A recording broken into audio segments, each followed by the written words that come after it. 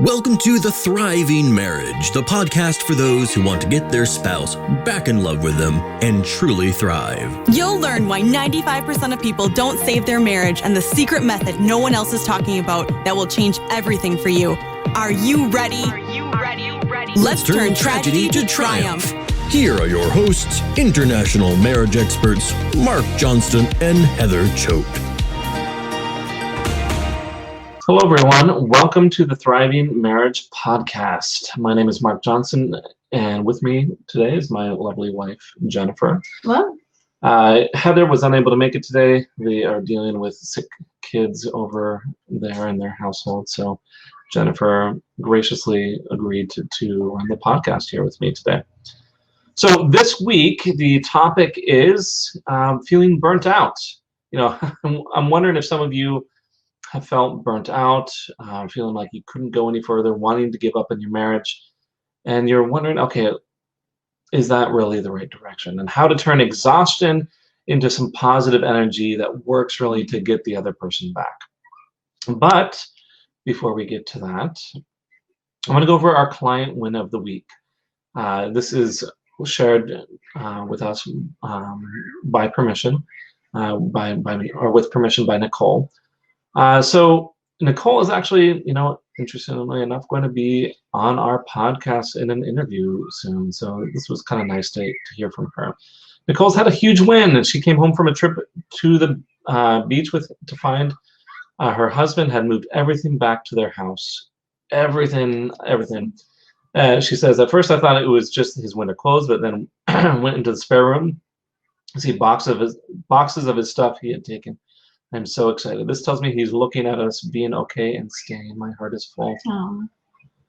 And these are the kind of things that we love seeing here in the Thriving Marriage group.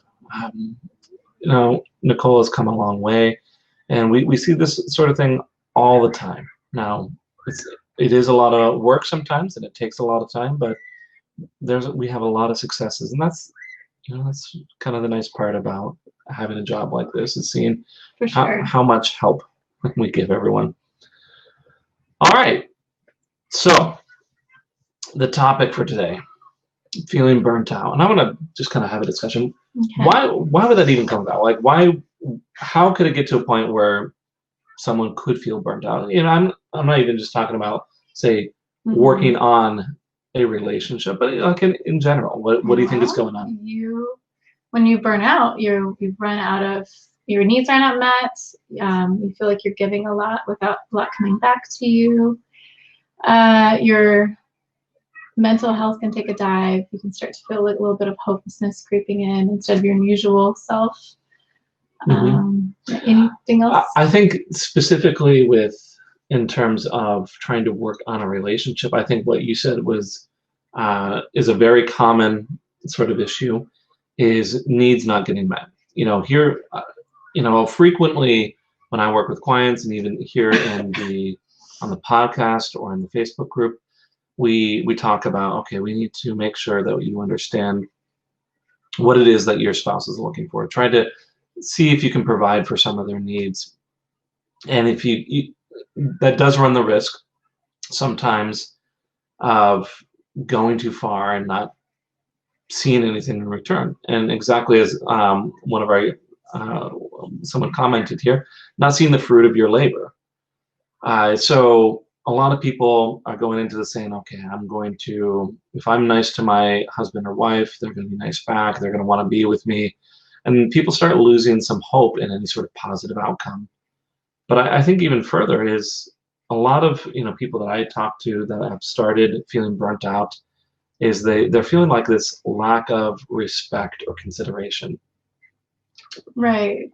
And I think that maybe a lot of times that's not even, if you're feeling burnout, chances are your significant other or the people you're dealing with are also burnout.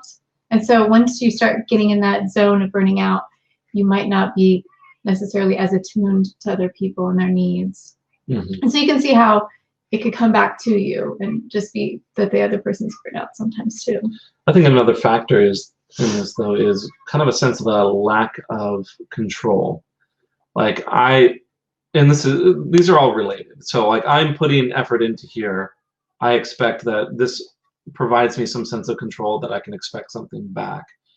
But it's kind of the sense that I'm putting things in, but it has no effect. Nothing's happening from it. I think when I get burnout, that's the one that hits me the hardest. Is I'll be like, even yesterday, I had a long day and I was upset because I felt like all I did was make soup. but like you have these expectations and you're like, okay, like I want to get all this stuff done. I need things to happen. And then when they don't, you just feel like, okay, I'm overwhelmed and I don't have control over my life. You can get into those modes. So how do you come out of that, do you think? Well, I want to talk about some of the things that these problems have in common. I think a lot of cases here, now, not all of this, but I think a lot of them are relying on an outside source of happiness and fulfillment, especially if you're feeling burnt out working on the relationship. You're saying, okay, I am relying on my partner reciprocating and providing something back. And when that doesn't happen, well, there's no other source for that happiness and fulfillment, and there's just you're running on empty, essentially. So wherever you put your expectations, if the fruits of those labors aren't coming back to you, expectations being like the thoughts we plant, it makes sense that you'd expect something back out of that. I do think also related to this is a bit of a sense of poor boundaries. A lot of these things, some lack of control or lack of consideration or respect, giving without receiving, not getting needs met, now is a lack of boundaries. And I'm not even talking about boundaries in the sense that you demand that they give back to you, but are your expectations or your efforts or your hopes and happiness, is it separate from someone else? Do you actually have that divide? Now, taking like a really extreme example, the whole kind of issue with someone who's diagnosed with something like borderline personality disorder is that they lack those boundaries and their boundaries become enmeshed. And when another person is not giving them what they want, or another person is has certain feelings, they get swept up in those feelings. And the same sort of thing in these sort of cases, if we push that to an extreme and have very poor boundaries, really expecting or demanding that this other person fulfill us, it can lead a lot to being burnt. And I think boundaries can also be like, I haven't been able to talk about my needs. So just like having positive type of, like you could reframe it in a positive way, like I don't let other people know when this is too much, so I become resentful. Like personal boundaries with yourself and what you allow between you and others. Yeah, I think another factor is that's in common with a lot of these problems. It's an external locus of control. And this is a term used in psychology. Where is your locus of control? Is it an internal locus of control or an external locus of control? Meaning that you perceive that control over outcomes in your life is outside of yourself. Yeah.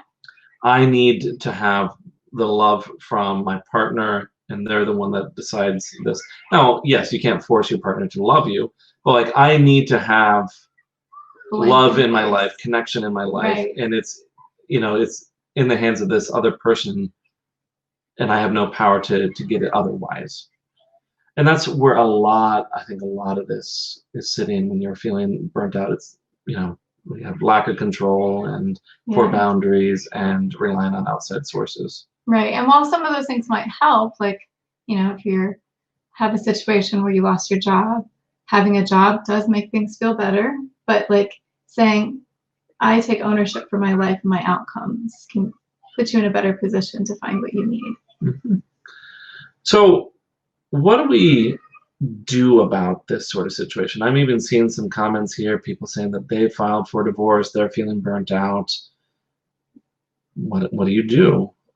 So if the problems are all of this, the external locus of control and relying on outside sources and poor boundaries, I do think a discussion of boundaries, or just really healthy finding healthy avenues for meeting your own needs is appropriate. Sure. So I think the first step in all these cases, and interestingly enough, I find that this is lacking for a lot of people. It's first step is knowing what you actually want. That is a hard one. You can be like, I don't want to feel disrespected. I don't want to feel like I'm struggling each month to make ends meet. I don't want to feel like I don't have enough time. Mm-hmm. But it's harder to say, well, what would it look like if you had enough time? What would it look like if you got through the day and you felt like really rejuvenated and like, hey, things worked out really well? Like, it's harder to define what that looks like, mm-hmm. which is interesting. Yeah, I have people all the time saying, well, I am unhappy and I'm feeling burnt out and I'm feeling disrespected. When I'm asking them like what they want, they'll talk about all those things. And the big problem with this is they are not really describing what they want out of the situation. Yep. And why that's important is because that's where your focus is going to be. If you say, I don't want to feel disrespected, instead of, I want to feel mutual respect. If you just frame it like that, then you're going to be like a little bit more hyper aware of where people are disrespecting me. Whereas, how do we show consideration for each other? Like, it's a much better lens to be looking for things. Mm-hmm. Excuse me. I do think this applies for your spouse as well. And I will get to a minute on like reflecting on yourself, but this is really important for understanding what your spouse wants also. And so I want to just talk for a bit. Like, do we actually know what each other wants out of a relationship? How do we know about this? Without asking. Well, no, I'm just wondering, how do we? How have we figured that out? How would you go about finding out what I want? Yeah. How do we know what each of us wants? I know? I think we check in every now and then, and we happen to learn how to be a little bit more open and vocal about how things are going and what we want for the future. As far as our relationship, like, we might say, I feel like I miss you and I want to spend some more time. How can we make that happen? One of the things that I find interesting, like I was just talking with someone earlier, and they perceived that their spouse was upset about something. So she said, I'm trying to give my husband some space. Mm-hmm. And I asked her, does he want space from you? And she sat there for a second. She's like, I think he wants space from me. I said, well, how do you know he wants space from you? And she's like, well, sometimes he asks me for space.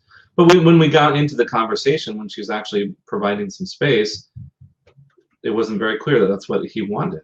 So I think one of the things that works for you and I, we have a lot of communication. I think that's one of our strengths, is we've been able to be very, very open on many occasions, and we talk very freely. We speak a lot about what's concerning us and what we want. Or if I see that you're upset, I might check in and say, I wonder what that's about. Not necessarily like, oh, I'm going to guess what it's about. Mm-hmm. But sometimes it's better, and sometimes I'm wrong in my guessing. That's why I've learned to ask, what's wrong? Well, I think we have made assumptions many times. We have, but they're not always right. And even with the couple that's, doing well and has been together for many years, assumptions are not always right. When it tends to cause problems when we make assumptions. Always. Like I want to say 100% of the time, when I've made an assumption and act on the assumption, I'm usually wrong.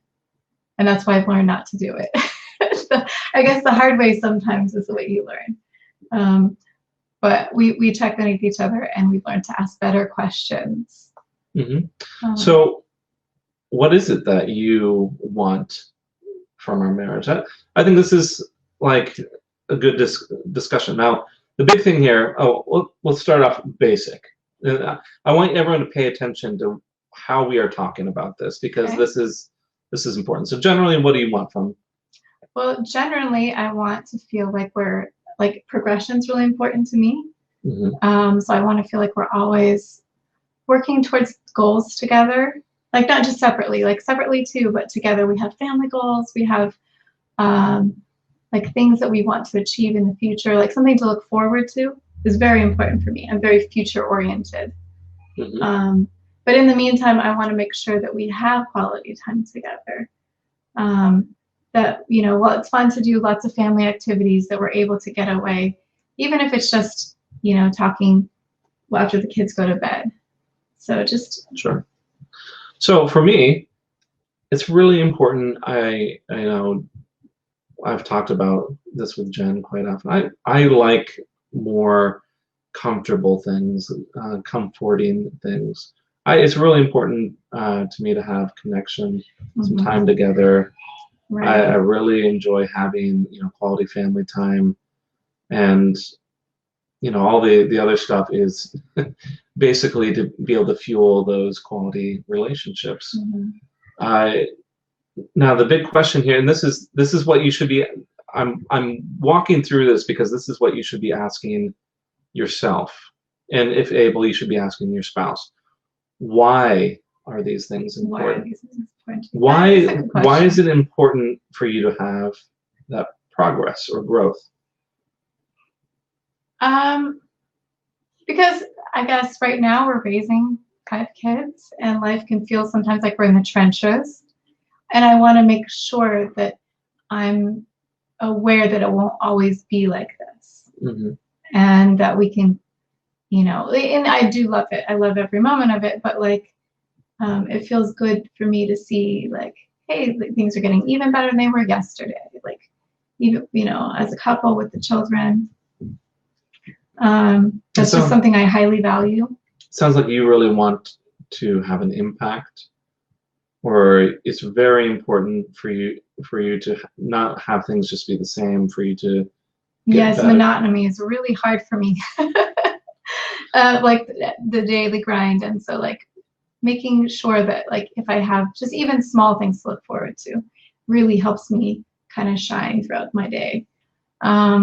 So the big part of the question of why is like it's about significance. What do these things sort of mean to you? I've seen some people comment on this, you know, saying they want to feel content or safe or wanted or happy, but why would this be significant? For me, you know, it just like I like being very transparent. I remember as a child feeling a little bit, feeling unpopular, feeling less wanted, questioning some acceptance. It's very reassuring to me to have that time or the attention, or to feel wanted considered. And accepted and considered. I spend a lot of my time really considering other people and making sure that they feel good and they feel heard and understood. And it's very rejuvenating, recharging to feel like someone else is paying attention to me. It might sound like self-centered, but no, whatever your needs are your needs, and that's important. Exactly. And it's important to understand, like, where is the significance behind all of this? Right. So even further, we want really good understanding. What do these things sort of look like then? Exactly. I wanted to bring up, because you shared what you value in a marriage. I want to share how I've misinterpreted that before, because I didn't ask enough questions.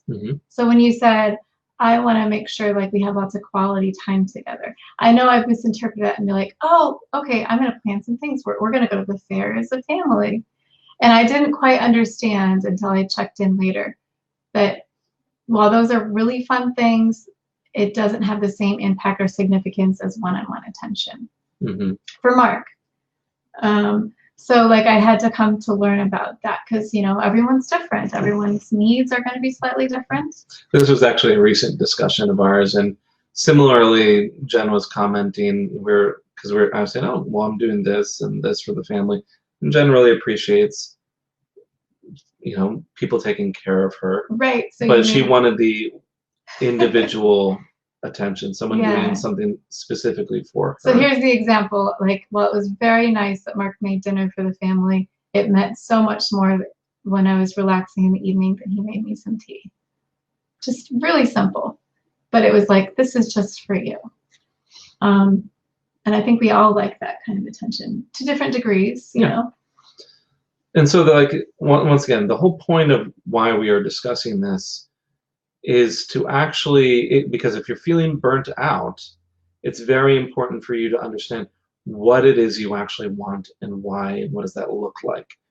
Because in many cases, if your marriage is at least doing somewhat okay, you should actually go to your spouse and have this discussion and have this conversation about, okay, what do we both want? Because ideally, if we're going to have clearer boundaries, better boundaries, there should be some discussion of compromise and how do we both get what is wanted from this situation. And you and I, we have many discussions like this where we approach each other and say, okay, this is something that I'm really would appreciate, that I would really like. How do we make this happen, and how do I make sure it's okay for you to be giving that? Mm-hmm. How do you feel good? You know, how are you going to feel good about giving that or providing that? Yeah. Or even if your needs are getting met, like you can say, hey, like that was really great. You let me, you know, go out and hang out with my brothers. Like, what can I do for you now? Mm-hmm. So just like appreciation for making when those needs get met, appreciating them. I do think that if you're aiming for a really healthy sort of approach to not getting burnt out, if you're in a decent place within your relationship, that these sort of compromises shouldn't feel transactional or contractual. No. Like as in, I'm doing this for you so that you do this for me. And we've heard some stories or friends that talked about. And you can to some extent. I'll be like, could you take the kids to the park while I do this? Like, we're like gonna share shift jobs, but like meeting my needs. I'll mow the lawn if you meet my needs. Is a different situation. Or so it needs to not be about making them feel loved and getting out something like out of it. Or we've heard situations like bartering sex for you know, basically helping out around the house. Really not like it shouldn't feel transactional, or withholding love or affection for other things. Right. And these sort of things aren't really good compromises. A main reason for that is it's taking away basic assumptions, basic parts of a relationship to function well. You shouldn't be withholding those in order to move to a higher place, or to use them to bargain. Like, you know, people within a relationship, there is some basic expectations for respect and consideration, for affection, for, you know, time spent together. Now, if you don't have those things, I still don't think that you should be trying to put those on the table for bartering. It's more like, okay, how do we make this a mutually beneficial sort of situation? It's more like, how do we both be happy here? More than that's probably the better question, rather than what do I need to do for you to get what I want. Yeah. So same outcome maybe, but the intentions matter so much. Yeah. Now, once again, we're putting this all into the context of feeling burnt out, and I imagine a lot of you are listening to this and saying, I can't go to my spouse to compromise. Now, I do think that there should be effort there. That should be the emphasis. There should always be the emphasis on how do we both be happy. But the third piece here is essentially consequences. How do you get what you need if you're not going to receive support? And I want to make this distinction because it's important that we talk about consequences in these terms. Like, how do I be healthy if I'm not receiving support from other people, rather than consequences as, how do I punish the other person if they're not doing what I want? Yeah. And this is always how I would approach boundaries, because the how do I punish the other person, it turns ugly. It turns into the situation where you look like the bad guy. You look like you're controlling, manipulative, vindictive, and all these other bad things. Yeah. So I want to ask you, I'm not always 100% there for you. I'm just going to, that's just how relationships are. So how do you get what you need if I'm not there, if I'm busy, or if if I'm feeling tired or burnt out myself. Well, like you said, first I have to identify what do I need? What is missing right now? And it might not even be something you have to give me. Like maybe I need to talk to another adult. Like I'm with the children, we're doing homeschool. Like I just need adult conversation. So then I'll be like, okay, Mark's busy. I can call a friend, need is met. Or I can ask Mark, hey, like I feel like a little bit alone right now. When do you have time? Is a good question. When can this happen? And then you'll always provide me with the time, or like that you'll make it happen. Now, even if it's not that day, make sure that maybe you still talk about that. Maybe even if I'm going to seek that need getting met somewhere else, I still tell Mark, hey, just, to be aware, I'm feeling like a little bit like stuck in the trenches and I need some more sort of activities that just feel like me. Mm-hmm. So you oftentimes you come to me and you'll say, okay, this is what I need, and you make it very clear that this is like you're lacking, you need some support there. But you mentioned something here. There was some flexibility. Right. Like it doesn't have to happen like this moment for me to feel left. Mm-hmm. So there's some flexibility either in timing or flexibility in even how it's met. Meaning like maybe if you're really needing connection, you need to have someone pay attention to you, you go to someone else that is able to provide that for you. Now, obviously, other people aren't going to be able to provide for every need that a deep, long-lasting relationship can. But we can at least ease some of that sense of feeling burnt out if we can provide some lesser versions. Mm-hmm. I'm not I'm not like really an extroverted person. I talk with people all day, but I don't like that's just my personal life. I don't go out and socialize and make lots of friends. But I will say that some of the connections that I have, there's been a few times where I needed a little bit of extra support, and Jen was there for me, but it was helpful to have something extra. And there's a few people that I'm able to go to, say, hey, look, I need a little bit of extra support. I need someone to talk to. I need someone to process things. I need someone to just, go out to lunch with me. And I can remember even a few specific times like that. And it was immensely helpful. I had some needs and I needed some extra support beyond what Jen was able to provide. And so I went elsewhere. This is kind of the whole point of this is, if I am unable to get the support of my spouse, where do how can I get that? How can I be resourceful here? Mm-hmm. Like maybe I'll join a mother's group and maybe we'll rotate. Obviously not right now during the pandemic, but I have in the past had like a mother's group to rotate, childcare, so we could go shopping by ourselves or something, like, because that wasn't something that Mark could do. He was going to school and working full time. That was a hard time in our life for feeling burnt out. It's much better now. But when he was going to school and working full time, I did have to look elsewhere for a little bit of support and getting needs met. And that was okay. But I also wanted to make sure that he knew I checked in with him, so that like I'm not always going somewhere else. Yeah. And that he's not aware that I don't feel overwhelmed. Because that could lead to something worse further down the road if he just makes assumptions that, oh, you're always fine, you always look fine. What's really nice about this sort of approach is it's attractive. This is just generally attractive if an individual can independently take care of their needs. And I think a lot of people go into marriage saying, okay, all of my needs should be met by my spouse. If they aren't there for me when I need them 100% of the time, this is bad.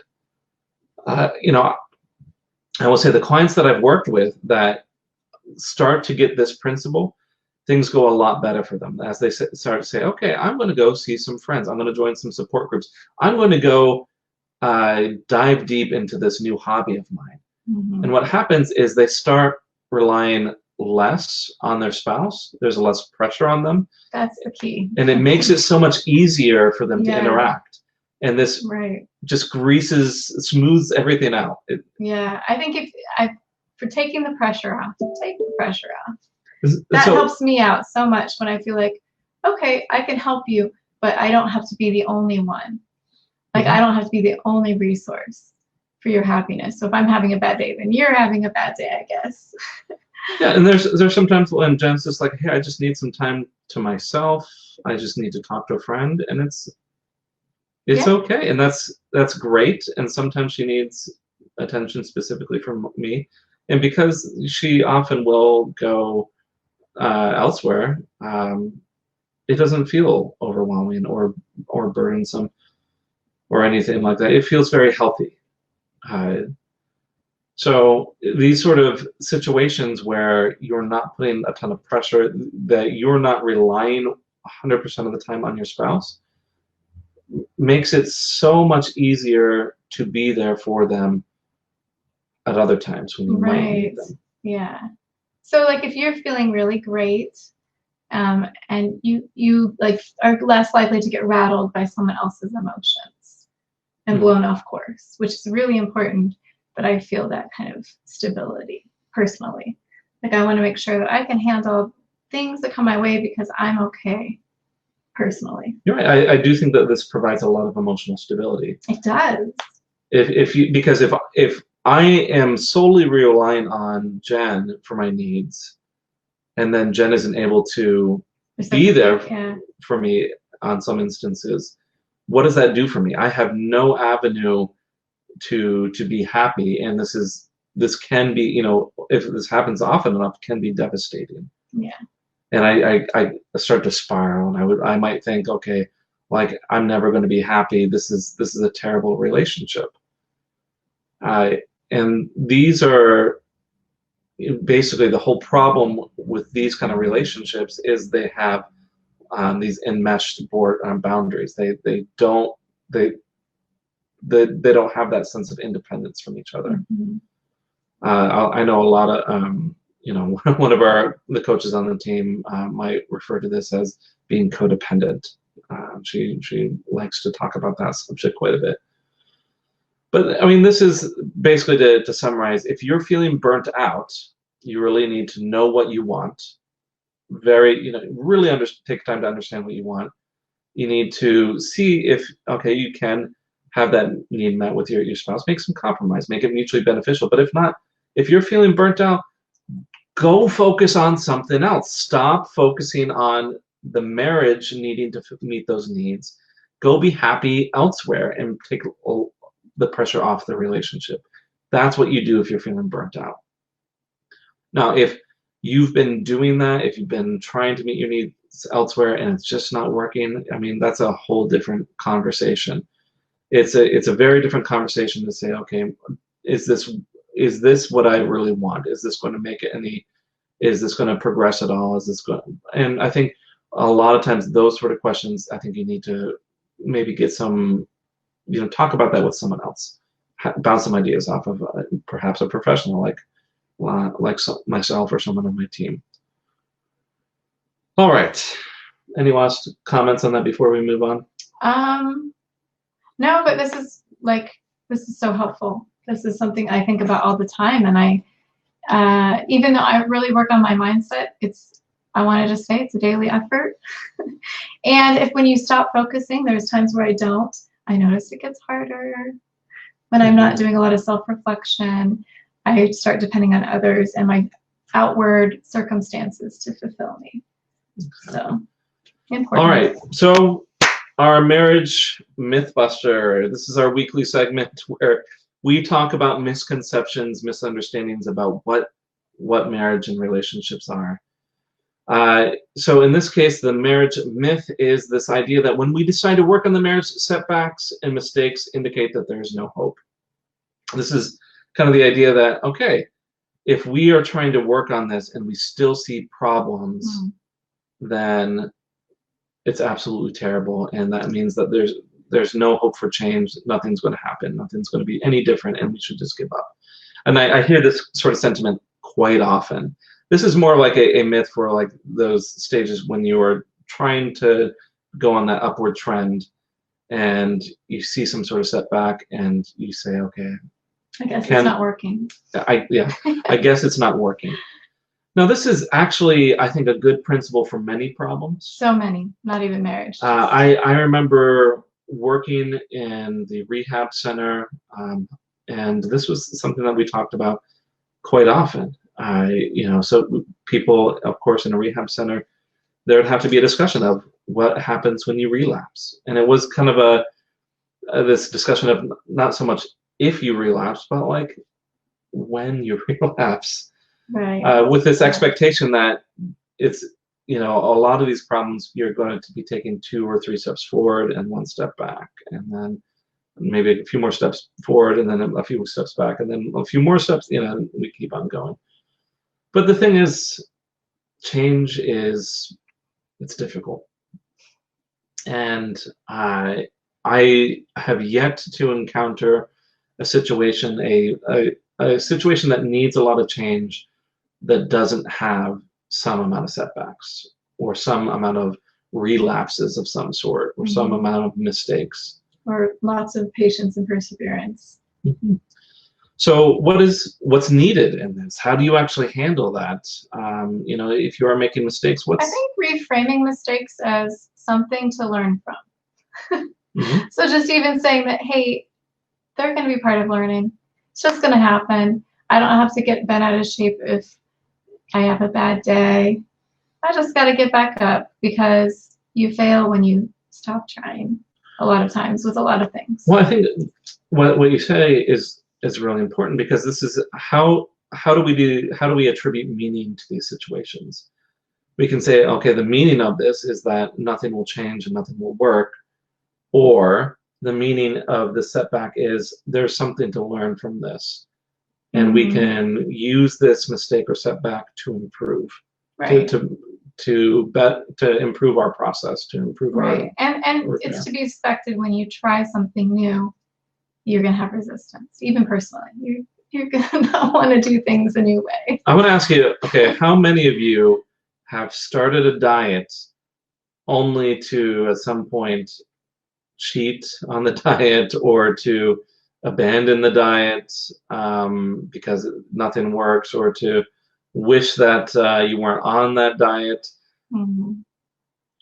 It's on my mind because Jen and I are thinking about diets recently, and there's been a little bit of cheating, mostly on my part, but right. And I remember getting frustrated. I'm doing keto, and I was getting frustrated that the weight wasn't just coming off, and so I had to look it up, and they're like, well, actually, it's going to take a long time. You're going to have to be looking at 6 months worth of effort instead of 2 weeks. Yeah. So kind of have a bigger scope for change.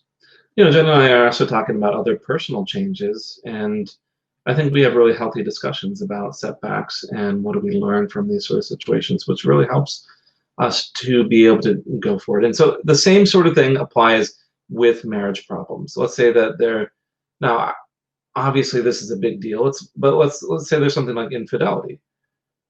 And this is something that I actually run into a lot with my clients that are dealing with infidelity. What happens if the cheating partner, who says that they're done with the other relationship, if they check a message from their old affair partner, if they have a 5 or 10 minute phone call with them?